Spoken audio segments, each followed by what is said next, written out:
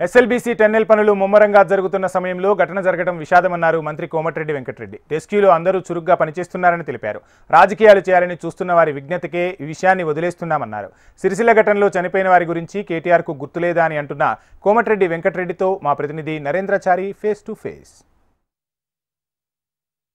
పరిస్థితి ఇంకా మాకు నమ్మకం ఉన్నది. వాళ్ళు 8 మంది బయటికి తీసుకురావడానికి ప్రయత్నాలు చేస్తున్నాం. మా ముఖ్యమంత్రి గారు కూడా ఎప్పటికప్పుడు దీని మీద ఎంక్వైరీ చేస్తున్నాడు. ఇప్పుడు మళ్ళీ ఒక టీం లోపలికి పోతున్నది. మార్నింగ్ ఒక టీం పోయొచ్చిండు. ఇంకా వాటర్ స్లష్ పెరుగుతున్నది అని అయినా మాకు నమ్మకం ఉన్నది. వాళ్ళని బతికేయాలని ఆ భగవంతుని ఒకటే ప్రార్థిస్తున్నాం. ఎట్టి పరిస్థితుల వాళ్ళు మా కోసం అస్సాం, ఉత్తరప్రదేశ్, జార్ఖండ్ రాష్ట్రాలకు వెళ్ళి వచ్చి మాకు ఇంత పెద్ద ప్రాజెక్ట్ చేపట్టి మా ప్రాంతానికి శ్రీశైలంకి వెళ్ళి నేరుగా గ్రావిటీ ద్వారా నీళ్ళు ఇచ్చే ప్రాజెక్టు చేస్తున్నాం. వాళ్ళు ఈ విధంగా జరగడం ఎంతో బాధతో కూడిన కొని ఇది 10 సంవత్సరాల కింద ప్రాజెక్ట్ అయిపోయే పని. కానీ గత ప్రభుత్వం నీవు కాంగ్రెస్ పార్టీ మొదలుపెట్టే ప్రాజెక్టు కాబట్టి వాళ్ళు పూర్తి చేయొద్దని చెప్పి దీన్ని పట్టించుకోలే. వాళ్ళు ఇవాళ రాజకీయాలు మాట్లాడుతున్నారు. దయచేసి చెప్తున్నారు, రాజకీయాలు మీరు మాట్లాడకండి.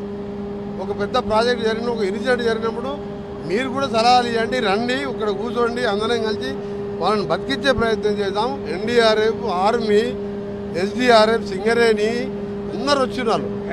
ఆడ కూర్చొని ముఖ్యమంత్రి గారు అక్కడ పోయిన ముఖ్యమంత్రి గారు అలా మాట్లాడడం తప్పు. ఈ సమయంలో ముఖ్యమంత్రి గారు ఫామ్ హౌస్లో ఉన్నాడు. పక్కకు ట్రైన్ క్రాసింగ్లో 26 మంది పిల్లలు మాంసం ముద్దలైతే ఫామ్ హౌస్కి వెళ్ళి 5 నిమిషాలు పోయి చూసి రాలే. కొండగట్టు జాతరలో బస్సులో యాక్సిడెంట్ అయ్యి 80 మంది చనిపోతే కనీసం కొడుకు, తండ్రి, అల్లుడు మందలించలే. అట్లంటే మేము మాట్లాడతాం. మేము ఇప్పుడు మాట్లాడే మాకు మానవత్వం ఉన్నది.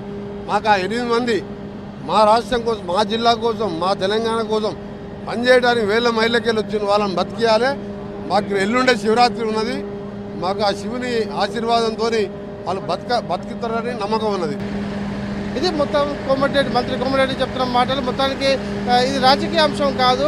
ఏదైతే 8 మంది చిక్కుకున్నారో వారిని సురక్షితంగా తీసుకొచ్చేందుకు తాము పూర్తి స్థాయిలో కృషి చేస్తున్నామని చెప్తున్నారు. రాజకీయాలను పక్కన పెట్టి ప్రతి ఒక్కరు కూడా ప్రభుత్వం చేస్తున్న కృషిని ప్రశంసించాలని చెప్పేసి కూడా మంత్రి చెప్తున్న పరిస్థితి. ఏమైనప్పటికీ కూడా ఒక వ్యక్తి చేయి కనిపించిందని చెప్పి కూడా మంత్రి కోమటిరెడ్డి చెప్పడం వల్ల అక్కడ లోపల ఉన్న వారి పరిస్థితి ఎలా ఉంటుంది అనేది మాత్రం ఒక ప్రశ్నార్థకంగా మారింది. మొత్తానికి చూసుకున్నట్లయితే ఈ ఆపరేషన్ సంబంధించి పూర్తి స్థాయిలో తాము ఎలా 8 మందికి సంబంధించిన పూర్తి ఆచూకీ దొరికే వరకు కూడా ఇలాగే కొనసాగిస్తామని చెప్పేసి మంత్రి చెప్తున్న పరిస్థితి కనిపిస్తుంది.